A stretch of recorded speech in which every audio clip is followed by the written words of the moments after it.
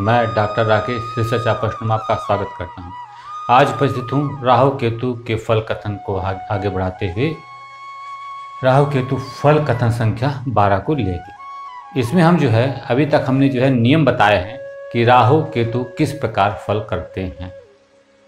आज जो हम आपको बता रहे हैं कि राहु केतु दशा अंतरदशा में अपने क्या नैसर्गिक फल करते हैं।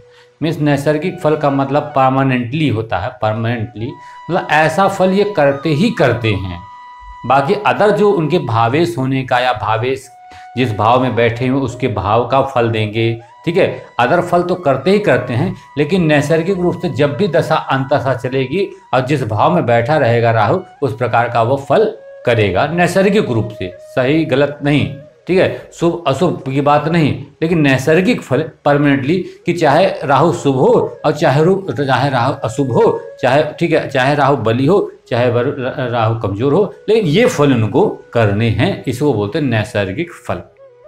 ठीक, तो आइए देखते हैं कि राहु का नैसर्गिक फल क्या होता है। ठीक है, तो राहु अगर लग्न में बैठा होता है तो लग्न देखिए रोग और समृद्धि लग्न से हम देखते हैं। ठीक है, रोग और समृद्धि तो इसी से रिलेटेड है कि यह रोग देता। लग्न में बैठा हुआ राहु चाहे शुभ हो चाहे अशुभ हो, अशुभ है तो ज़्यादा कष्टकारी रोग देगा, शुभ है तो कम कष्टकारी रोग देगा, लेकिन रोग का कारक वह बनेगा।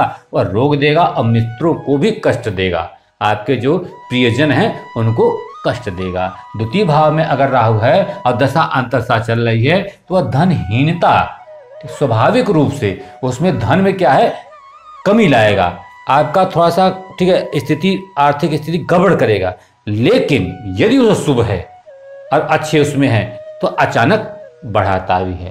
मीन्स ऐसा लगेगा अब मेरी बहुत गरीबी आ गई है, अब धन नाश हो गया है, अब मैं कर अचानक वो बढ़ाएगा। शुभ है तो बढ़ाएगा, लेकिन नैसर्गिक रूप से वह धन की प्रॉब्लम देगा ही देगा। ठीक, ये जो मैं बात बता रहा हूँ बड़ी बारीकता वाली बात है। ठीक है, ऐसा नहीं कि राहु, लेकिन राहु में मिलेगा, फल भी मिलता है, लेकिन क्या है कि नैसर्गिक रूप से उसका काम तो ये करना ही है। उसके बाद विषाक्त भोजन। विषाक्त भोजन का मतलब होता है नशे की चीज़ें आप कर सकते हैं, ऐसा चीज़ें खा सकते हैं जो नुकसान कर सकता है। ठीक है, तो वो सारी चीज़ें जो होती है, ठीक है, शराब हो सकता है आपका आपको ठीक है यहाँ से, और नैसर्गिक रूप से वो झूठ बुलाएगा। इस भाव में बैठा हुआ नैसर्गिक झूठ भी बुलाएगा। ठीक है, भांग गांजा, ठीक है, ऐसे नशे, सिगरेट, ऐसे नशे आप कर सकते हैं। ठीक है, नैसर्गिक रूप से नशे की प्रवृत्ति की तरफ जाना। ठीक है, अब नशा नहीं कर रहे हैं तो कोई ऐसी चीज़ खा रहे हैं जो आपको मिलावटी खाना ही खा रहे हैं, मतलब कोई ना कुछ आपको जो अंदर वो जहर का जाना जरूरी है नैसर्गिक रूप से। ठीक है, अब तीसरे भाव में बैठा राहु सम्मान, आपको सम्मान प्राप्त कराएगा, क्योंकि तीसरे भाव में राहु मैंने बताया शुभ है। अगर इसके माफिक इसके अनुरूप यह राशि मिल जाती है तो और शुभ है, और उस पर शुभ ग्रहों की दृष्टि पड़ जाए तो और शुभ है। ठीक है, इस ढंग से हम कह सकते हैं सम्मान, परिवार का सुख और संपत्ति का सुख तीसरे भाव का बैठा राहु दिलाएगा। चतुर्थ भाव का बैठा राहु माता को कष्ट या माता को मृत्यु या आपको दुख देगा नैसर्गिक रूप से। ठीक, ये मानिए। पंचम भाव में मानसिक चिंता को बढ़ाता है। बैठा हुआ मानसिक चिंता तो देगा ही देगा, भले ही वो शुभ बैठा हो, भले ही बहुत अच्छी स्थिति में बैठा हो, लेकिन वो आपको चिंता तो वो देगा ही देगा। ये इसके नैसर्गिक कार्यकत्व हैं। ठीक है, छठे भाव में बैठा हुआ राहु परिवार को चोरी, अपमान, परेशानी, भागदौड़, कर्ज, ऐसी स्थितियां परिवार के लोग झेलेंगे। आप भले ही शत्रुहंता हो जाएं, आप भले ही रोगहंता हो जाएं, आप भले ही पराक्रमी हो जाएं, आप भले ही चुनाव जीत के मंत्री हो जाए, जो भी है, लेकिन आपके परिवार को परेशानी ये झेलनी पड़ेगी। ये इसका नैसर्गिक है। मैंने कहा अच्छाई के साथ बुरा ऑटोमेटिक कुछ न कुछ राहु थोड़ा परेशानी करता है। इसी तो राहु को थोड़ा सा ग्रह लोगों का कहने का है कि भाई राहु चल रहा है तो दिक्कत होगी।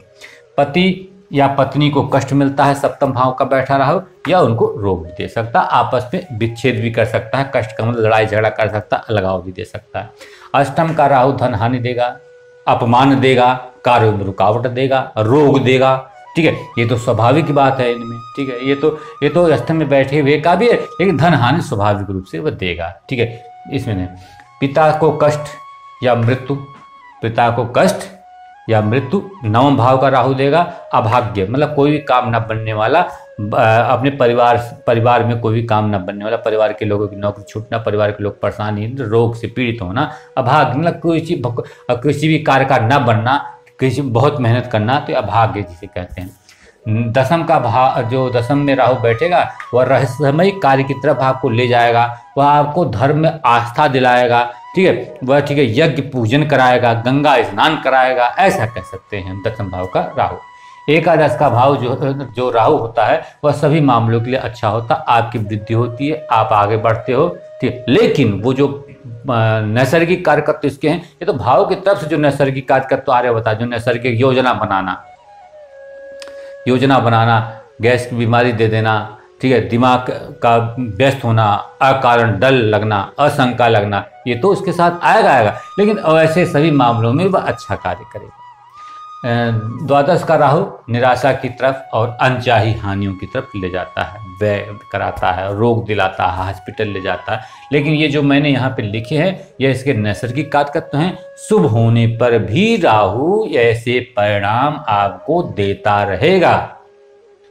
अचानकता उसके स्वभाव में होता है, योजना उसके स्वभाव में होता है, बाहुबल उसके स्वभाव में होता है, वह स्वाभाविक रूप से इनका प्रयोग करेगा और ये स्वभाव का फल दशा अंतरदशा में भाव से संबंधित देगा। अशुभ होगा तो और परिणाम अच्छा देगा, अशुभ होगा तो यही परिणाम थोड़ा ठीक है और कष्टदायी करेगा। तो आज के एपिसोड में इतना ही। नेक्स्ट एपिसोड में हम जो है राहु केतु के फल कथन संख्या को बढ़ाते हुए कोई और जो है जानकारी लेके आपके सामने उपस्थित होंगे। तब तक के लिए हमें आज्ञा दीजिए। धन्यवाद।